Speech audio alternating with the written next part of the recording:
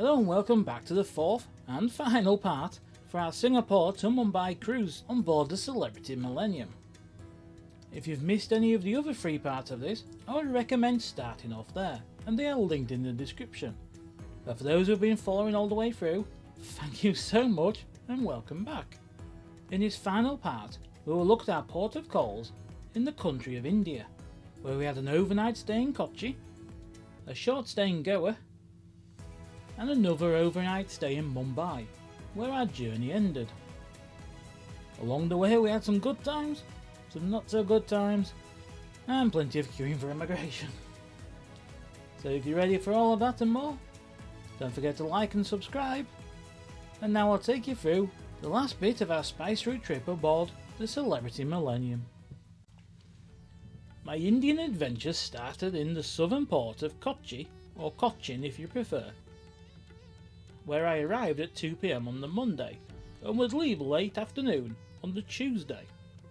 So with plenty of time to explore, I also had plenty booked for my first ever visit to India. Sadly, all of my plans quickly went out of the window. As waiting for me and my wife in our stateroom when we first boarded was a notice to say that our excursion for the first day in Kochi had now changed to the second day. We had a full day of exploring the city by its network of ferries and water taxis, all planned out for that second day, as me and my wife love to get away from the more touristy areas and head to where the locals live, work and shop. During the sea days between Thailand and Sri Lanka, we had changed up our plans and put together a way to see most of what we wanted to see, but in a shorter amount of time. But those plans would soon be out of the window again, as the Indian immigration system would hit again. So, despite spending most of the sea days queuing to see an immigration officer, upon arrival we would need to do it all again. And for this one, everybody would have to leave the ship and nobody would be allowed back on until everyone had been seen. To stop the huge queues at the terminal, we were all given a number to get off with, in a similar way to disembarkation. But that just meant we had to wait for an hour or so on board the ship, before heading over the terminal to queue up once again. Sadly, it was throwing it down on this day in Kochi, and there was another aircraft carrier blocking our position at the terminal, a running theme. So it would mean a longish walk on wet and uneven ground to get to the terminal. Unfortunately, there was little to no help for those with mobility problems. They still managed to put on shuttles/golf carts for those staying in the retreat. After the queue in the terminal, we decided that the day was a write-off, as it would be dark in under an hour, so we simply took a stroll around the gift stalls that had been set up behind the terminal and waited for everybody to get off the ship, so we could get back on board, which seemed to be what the majority of other people were doing. So with that day wasted, there was some good news, as Celebrity had put on a performance from a local Kathakali performance group in the main theatre, which was a great way to at least experience some of the local culture, despite not getting to spend any time on shore that day in Kochi. The next day, which should have been a day of exploring on my own, was now a shore excursion to the Backwaters of Alappuzha. Thankfully for this day, the rain had disappeared, and it was now actually a sunny day, which was ideal for exploring the backwaters, in what turned out to be one of the best days of the holiday.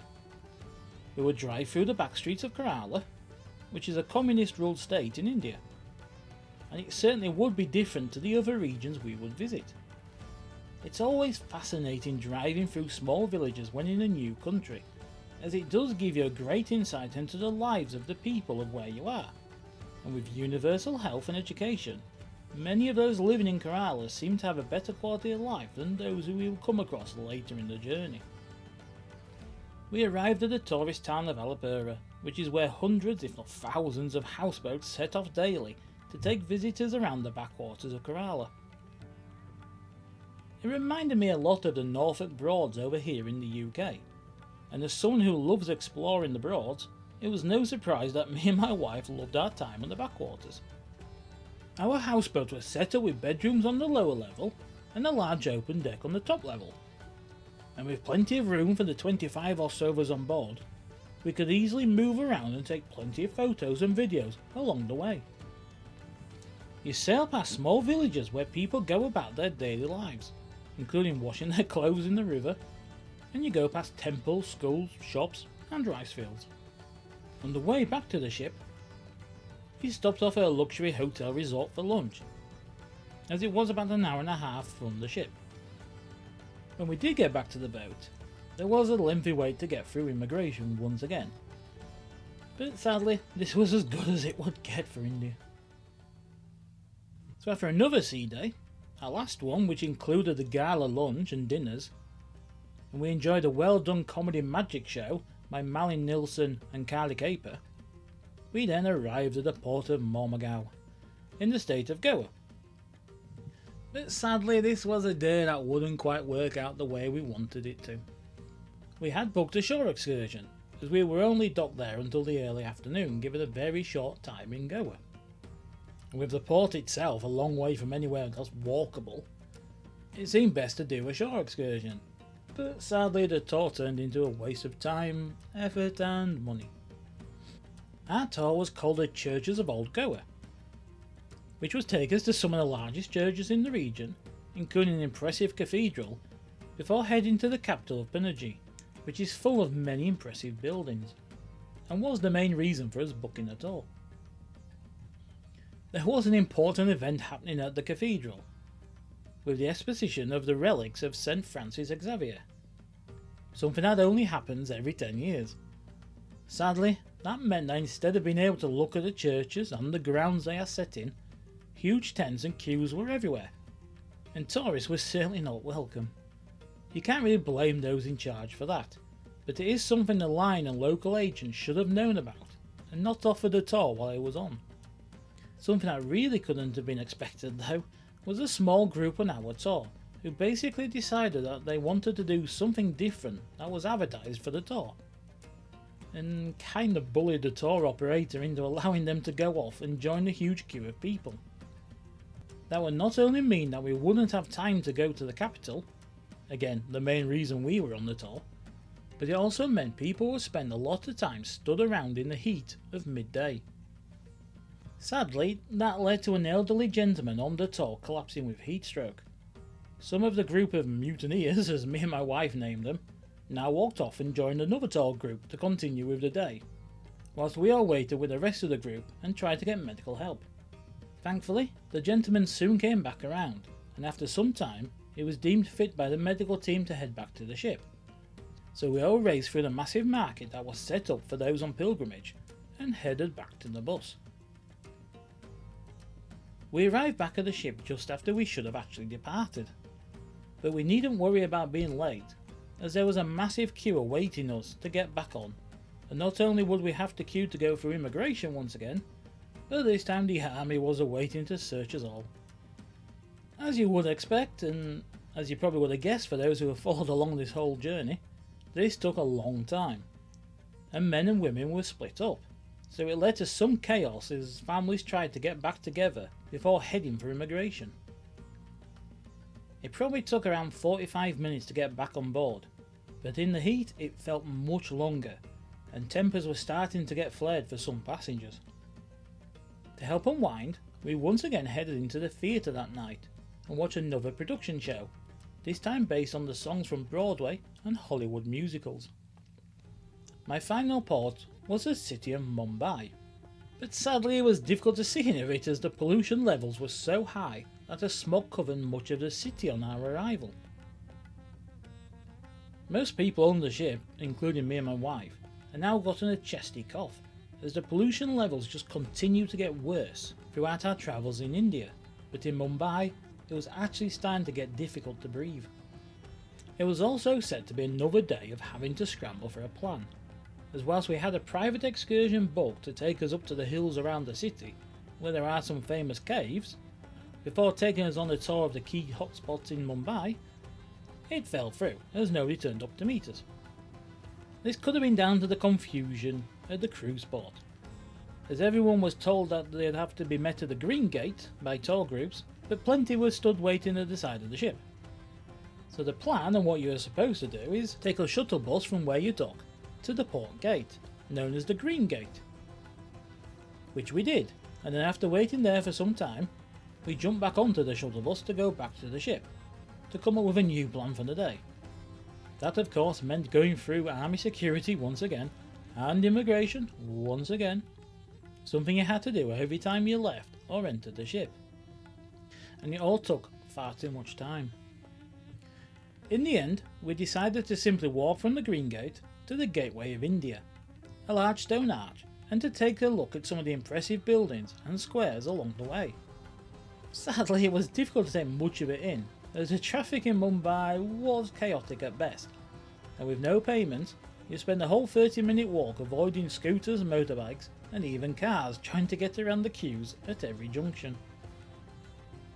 Upon arrival at the arch, there was yet another army security checkpoint, and queues to get in, and there were so many people there, it was just impossible to take it all in.